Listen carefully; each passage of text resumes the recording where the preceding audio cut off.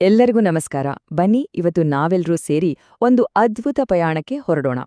ಇದು 12ನೇ ಶತಮಾನಕ್ಕೆ ನಮ್ಮನ್ನು ಕರೆದೊಯ್ಯುವ ಪ್ರಯಾಣ. ಅಂದು ಒಬ್ಬ ಮಹಾನ್ ಕ್ರಾಂತಿಕಾರಿ ಬಸವಣ್ಣನವರು ಸಮಾಜದಲ್ಲಿ ಹೊಸ ಅಲೆಯನ್ನೇ ಸೃಷ್ಟಿಸಿದ್ರು.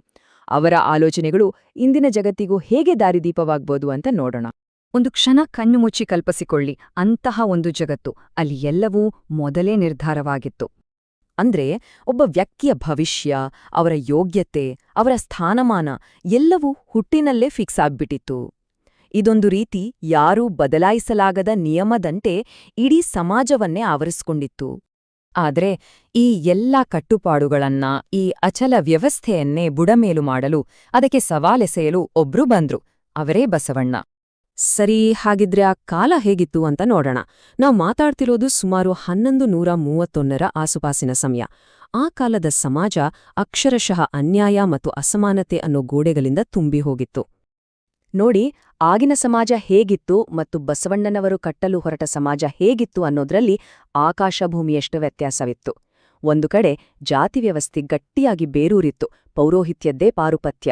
ಆದ್ರೆ ಬಸವಣ್ಣನವರ ದೃಷ್ಟಿಯಲ್ಲಿ ಮಾನವೀಯತೆಯೇ ಎಲ್ಲಕ್ಕಿಂತ ದೊಡ್ಡ ಧರ್ಮವಾಗಿತ್ತು. ಹಾಗಿದ್ರೆ ಈ ಅನ್ಯಾಯವನ್ನ ಬಸವಣ್ಣನವರು ಹೇಗೆ ಎದುರಿಸಿದ್ರು? ಅವರು 3 ಸರಳ ಆದ್ರೆ ತುಂಬಾನೇ ಶಕ್ತಿಯುತವಾದ ವಿಚಾರಗಳನ್ನ ಮುಂದಿಟ್ರು. ಇವೇ ಆ ಕಾಲದ ಸಮಾಜದ ದಿಕ್ಕನ್ನೇ ಬದಲಾಯಿಸಿದ ತತ್ವಗಳು. ಮೊದಲನೆಯದು ಕಾಯಕವೇ ಕೈಲಾಸ. ಅಬ್ಬಾ, ಎಂಥ ಅದ್ಭುತ ಮಾತು ಅಲ್ವಾ? ಅಂದ್ರೆ ನಾವು ಶ್ರದ್ಧೆಯಿಂದ ಮಾಡೋ ಯಾವುದೇ ಕೆಲಸ ಪೂಜೆಗಿಂತ ಕಮ್ಮಿಯಲ್ಲ. ಇದ್ರಿಂದ ಏನಾಯ್ತು ಗೊತ್ತಾ? ಪಂಡಿತರ ಕೆಲಸ ಶ್ರೇಷ್ಠ, ಚಮ್ಮಾರನ ಕೆಲಸ ಕನಿಷ್ಠ ಅನ್ನೋ ಭಾವನೆಯೇ ಹೊರಟೋಯ್ತು. ಎಲ್ಲಾ ಕೆಲಸಗಳಿಗೂ ಸಮಾನವಾದ ಗೌರವ ಸಿಕ್ತು. ಎರಡನೇದು ದಾಸೋಹ. ಅಂದ್ರೆ ಗಳಿಸಿದ್ದನ್ನ ಕೂಡಿಡೋದಲ್ಲ, ಸಮಾಜದ ಜೊತೆ ಹಂಚ್ಕೊಳ್ಳೋದು. ಸಮಾಜ ಸೇವೆ ಮತ್ತು ಆಧ್ಯಾತ್ಮ ಒಂದೇ ನಾಣ್ಯದ 2 ಮುಖಗಳು ಅಂತ ತೋರ್ಸ್ಕೊಟ್ರು. ಇದು ನೇರವಾಗಿ ಶ್ರೀಮಂತರು ಸಂಪತ್ತು ಕೂಡಿಡೋದಕ್ಕೆ ಒಂದು ದೊಡ್ಡ ಸವಾಲಾಗಿತ್ತು. ಮತ್ತು 3ನೇ ಅತ್ಯಂತ ಕ್ರಾಂತಿಕಾರಕವಾದ ವಿಚಾರ ಇಷ್ಟಲಿಂಗ. ದೇವರು ಎಲ್ಲೋ ದೇವಸ್ಥಾನದಲ್ಲಿಲ್ಲ, ನಮ್ಮ ಅಂತರಂಗದಲ್ಲೇ ಇದ್ದಾನೆ ಅನ್ನೋದು ಇದರ ಸಾರ. ಹಾಗಾದ್ರೆ ಏನಾಯ್ತು? ಪೂಜಾರಿಗಳ ದೊಡ್ಡ ದೊಡ್ಡ ಆಚರಣೆಗಳ ಅವಶ್ಯಕತೆಯೇ ಇಲ್ಲವಾಯಿತು. ಪ್ರತಿಯೊಬ್ಬರಿಗೂ ದೇವರ ಜೊತೆ ನೇರ ಸಂಪರ್ಕ ಸಾಧ್ಯವಾಯಿತು. ಇದೊಂಥರ ಧರ್ಮದ ಪ್ರಜಾಪ್ರಭುತ್ವೀಕರಣ. ಆದ್ರೆ ನೋಡಿ, ಬಸವಣ್ಣನವರು ಸುಮ್ನೆ ಮಾತಾಡ್ಬಿಡ್ಲಿಲ್ಲ. ತಾವು ನಂಬಿದ ತತ್ವಗಳನ್ನ ಆಚರಣೆಗೆ ತರೋಕೆ ಒಂದು ಅದ್ಭುತವಾದ ವೇದಿಕೆಯನ್ನೇ ಕಟ್ಟಿದ್ರು. ಒಂದು ಕ್ಷಣ ಯೋಚನೆ ಮಾಡಿ. ಹುಟ್ಟು, ಜಾತಿ, ಲಿಂಗ, ಅಂತಸ್ತು ಯಾವುದೂ ಲೆಕ್ಕಕ್ಕೆ ಬರ್ದೆ ಪ್ರತಿಯೊಬ್ಬರಿಗೂ ತಮ್ಮ ಅಭಿಪ್ರಾಯ ಹೇಳೋಕೆ ಒಂದೇ ವೇದಿಕೆ ಸಿಕ್ರೆ ಹೇಗಿರುತ್ತೆ? ಅಂಥದ್ದೊಂದು ಕಲ್ಪನೆಯೇ ಕ್ರಾಂತಿಕಾರಿ ಅಲ್ವಾ?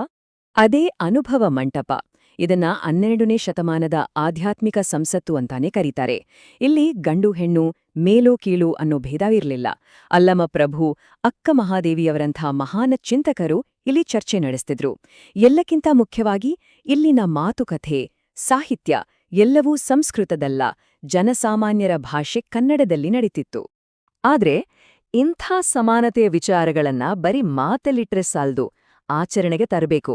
ಹಾಗೆ ಆಚರಣೆಗೆ ತಂದಾಗ ಏನಾಗುತ್ತೆ? ಸಂಪ್ರದಾಯದ ಕೋಟೆಗೆ ಲಗ್ಗೆ ಇಟ್ಟಾಗೆ ಆಗತ್ತೆ. ಸಹಜವಾಗಿಯೇ ಸಂಘರ್ಷ ಶುರುವಾಗತ್ತೆ.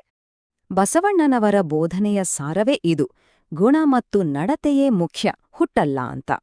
ಈಗ ಈ ನಂಬಿಕೆಗೆ ಅಗ್ನಿಪರೀಕ್ಷೆಯ ಕಾಲ ಬಂದಿತ್ತು.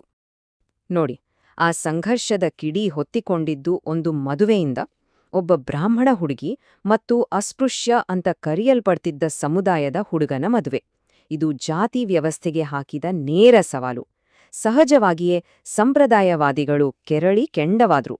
ಒತ್ತಡಕ್ಕೆ ಮಣಿದ ರಾಜ ಬಿಜ್ಜಳ ಆ ದಂಪತಿಯ ಪೋಷಕರಿಗೆ ಮರಣದಂಡನೆ ವಿಧಿಸಿದ. ಅಷ್ಟೇ, ಕಲ್ಯಾಣದಲ್ಲಿ ಹಿಂಸೆ ಭುಗಿಲೆತ್ತಿತು. ಶರಣರ ಮೇಲೆ ದೌರ್ಜನ್ಯ ಶುರುವಾಯಿತು. ಬಸವಣ್ಣನವರು ಕಂಡಿದ್ದ ಆ ಕನಸಿನ ಕಲ್ಯಾಣ ರಕ್ತಪಾತದಲ್ಲಿ ಕೊನೆಗೊಂಡಿತು. ಇದರಿಂದ ತೀವ್ರವಾಗಿ ನೊಂದ ಬಸವಣ್ಣನವರು ಎಲ್ಲವನ್ನೂ ಬಿಟ್ಟು ಕೂಡಲ ಸಂಗಮಕ್ಕೆ ಹಿಂತಿರುಗಿ ತಮ್ಮ ಕೊನೆಯ ದಿನಗಳನ್ನ ಅಲ್ಲೇ ಕಳೆದ್ರು. ಹಾಗಿದ್ರೆ ಕಲ್ಯಾಣದ ಜೊತೆ ಬಸವಣ್ಣನವರ ವಿಚಾರಗಳು ಕೊನೆಗೊಂಡ್ವಾ? ಖಂಡಿತ ಇಲ್ಲ. ಅವರ ದೇಹ ಮಾತ್ರ ಮರೆಯಿತು, ಆದ್ರೆ ಅವರ ವಿಚಾರಗಳು ಇಂದಿಗೂ ಜೀವಂತವಾಗಿವೆ. ಹೇಗೆ ಅಂತ ನೋಡೋಣ. ಅವರ ಪ್ರಭಾವ ಎಷ್ಟಿದೆ ಅಂದ್ರೆ, ಇವತ್ತೂ ಲಿಂಗಾಯತ ಧರ್ಮದ ಕೇಂದ್ರ ವ್ಯಕ್ತಿಯೇ ಬಸವಣ್ಣನವರು. ಅವರು ಸರಳ ಕನ್ನಡದಲ್ಲಿ ಬರೆದ ವಚನಗಳು ಇಡೀ ಕನ್ನಡ ಸಾಹಿತ್ಯಕ್ಕೆ ಹೊಸ ದಿಕ್ಕು ತೋರಿಸಿದ್ವು.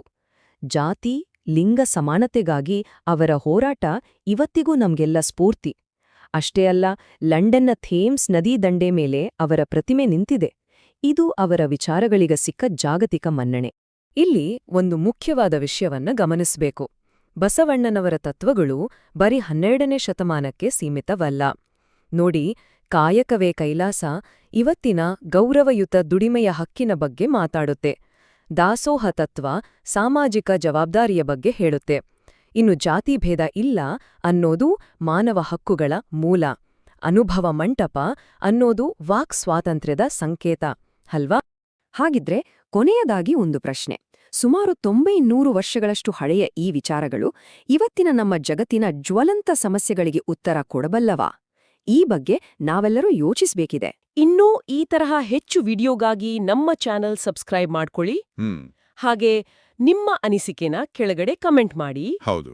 ಸಿಗೋಣ ಮುಂದಿನ ವಿಡಿಯೋದಲ್ಲಿ. ನಮಸ್ಕಾರ.